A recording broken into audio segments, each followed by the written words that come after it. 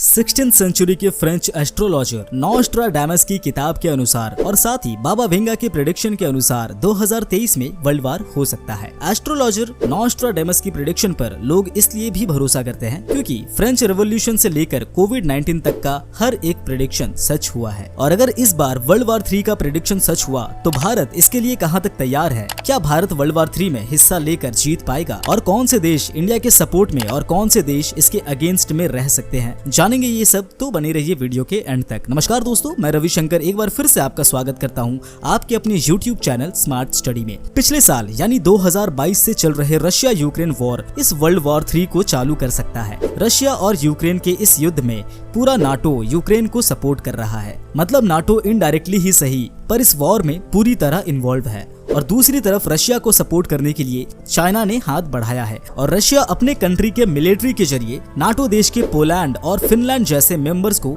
धमकी दे रहा है। दोस्तों, आगे बढ़ने से पहले आज का जनरल नॉलेज क्विज है कि वर्ल्ड वार 1 कब से कब तक चला था। अगर आप इसका जवाब जानते हैं तो हमें कमेंट्स में जरूर बताएं। और दोस्तों, इस तरह के वीडियोस बनाने में हमें बहुत मेहनत लगते हैं, तो हमें सपोर्ट करने के लिए वीडियो को लाइक करें, चैनल को सब्सक्राइब करें और बेल नोटिफिकेशन जरूर प्रेस करें ताकि आगे आने वाले वीडियोस की इन्फॉर्मेशन आपको मिलती रहे। टॉपिक पर वापस आते हैं। अगर भारत पर आक्रमण को देखा जाए तो कश्मीर और लद्दाख हमेशा से ही सेंसिटिव जोन रही है। ऐसे में मौका मिलते ही पाकिस्तान कश्मीर में और चाइना लद्दाख में हमला कर सकता है। और क्योंकि अमेरिका चाइना का दुश्मन है तो वो चाइना को डिफीट करने के लिए भारत को सपोर्ट कर सकता है। किसी भी देश का युद्ध हारना या जीतना उसके इस बात पर डिपेंड होता है कि उसके दोस्त कौन है और दुश्मन कौन। तो आइए जानते हैं भारत के दोस्त और दुश्मन के बारे में। इंडिया के बेस्ट फ्रेंड को देखा जाए तो जापान, फ्रांस और इजराइल ही है जिन्होंने हमेशा भारत से दोस्ती निभाई है।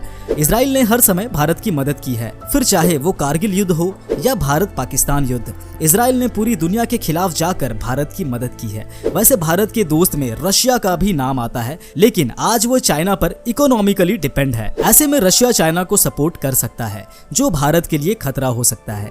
या फिर ये भी हो सकता है कि वो इंडिया और चाइना दोनों से रिलेशन अच्छे बनाए रखने के लिए इस वॉर में न्यूट्रल रहे। अगर युद्ध हुआ तो भारत को रशिया, इजराइल और अमेरिका के अलावा अपने पड़ोसी देशों से भी सपोर्ट मिलना जरूरी है। लेकिन ज्यादातर पड़ोसी देशों को चाइना अपने सैटेलाइट स्टेट्स की तरह इस्तेमाल करता है, खासकर बांग्लादेश के चित्तागोंग पोर्ट, श्रीलंका का हैम्बनटोटा और पाकिस्तान का कारदर। ये 3 ऐसे पोर्ट है जहां से चाइना इंडिया में नजर रखकर इन सब के वेपन इंडिया के खिलाफ यूज कर सकता है। और ये तीनों भारत से सटे देशों में है, जिसे ट्रायंगल ऑफ डेथ कहा जाता है। म्यांमार और नेपाल आज भी चाइना के डेथ ट्रैप यानी कर्ज के जाल में उलझ चुके हैं। और इन देशों में चाइना के बनाए स्ट्रैटेजिक इंफ्रास्ट्रक्चर्स जैसे पोर्ट्स, एयरपोर्ट और माइंस को वॉर के दौरान इंडिया के अगेंस्ट चाइना यूज कर सकता है। आज चाइना बहुत से देशों को अपनी कर्ज के जाल में फंसा रखा है और बदले में उन्हें अपने मतलब के लिए यूज करता है और उन देशों में अपना कंट्रोल भी कर रखा है। जैसे डिबूटी का चाइना मिलिट्री बेस हो या ताजिकिस्तान में चाइनीज एयर स्ट्रिप में बन रहा नेवल बेस। इसमें भारत और अमेरिका दोनों को खतरा है।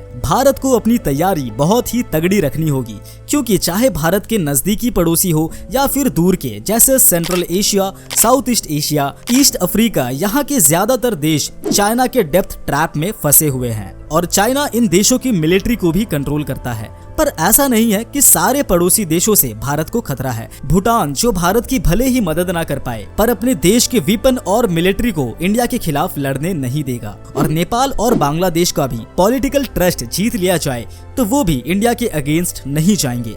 आइए अब जानते हैं इंडिया के पास कितने वेपन हैं और इंडिया कितना कैपेबल है वर्ल्ड वॉर 3 के लिए। पूरे भारत में 38 आर्मी डिवीजन है और पाकिस्तान और चाइना के बॉर्डर पर एक साथ 43 डिवीजन की जरूरत है। बात करें एयरफोर्स की तो अभी करेंटली 32 फाइटर स्क्वाड्रन है, जो युद्ध के हिसाब से कम है, क्योंकि एयरफोर्स को सिर्फ पाकिस्तान और चाइना से लड़ने के लिए कम से कम 42 स्क्वाड्रन की जरूरत है। वहीं नेवी को देखा जाए तो अभी 2 एयरक्राफ्ट कैरियर है, INS विक्रमादित्य और INS विक्रांत। वहीं चाइना के पास 3 एयरक्राफ्ट कैरियर है और पाकिस्तान के पास एक भी नहीं है। इंडियन नेवी INS विक्रांत की तरह एक नया एयरक्राफ्ट कैरियर बनाने जा रहा है, जो उसी आकार, वजन और डिस्प्लेसमेंट का होगा, लेकिन ये ज्यादा आधुनिक, ताकतवर और घातक होगा। लेकिन इन एयरक्राफ्ट से वॉर के लिए इंडिया को अभी मरीन जेट की और ज्यादा जरूरत है। भारत में सबसे पहले बनी लड़ाकू विमान तेजस को उसकी ओवरवेट होने की वजह से रिजेक्ट कर दिया गया था और फ्रांस से इम्पोर्ट की जा रही की राफेल मरीन जितनी संख्या में जरूरत है उससे कम है। भारत के पास 17 सबमरीन है जो युद्ध में लड़ने के लिए काफी नहीं है, इसलिए भारत को अपने स्ट्रैटेजिक हथियार जैसे ब्रह्मोस, अग्नि और अस्त्र पर डिपेंड रहना होगा। दुनिया में जितने भी हथियार है उन सब से बढ़कर है न्यूक्लियर वेपन, लेकिन भारत एक न्यूक्लियर पॉलिसी में नो फर्स्ट यूज और नॉन न्यूक्लियर देशों के अगेंस्ट न्यूक्लियर वेपन को यूज करना मना है। दोस्तों, भारत में न्यूक्लियर बम बनने की डिटेल वीडियो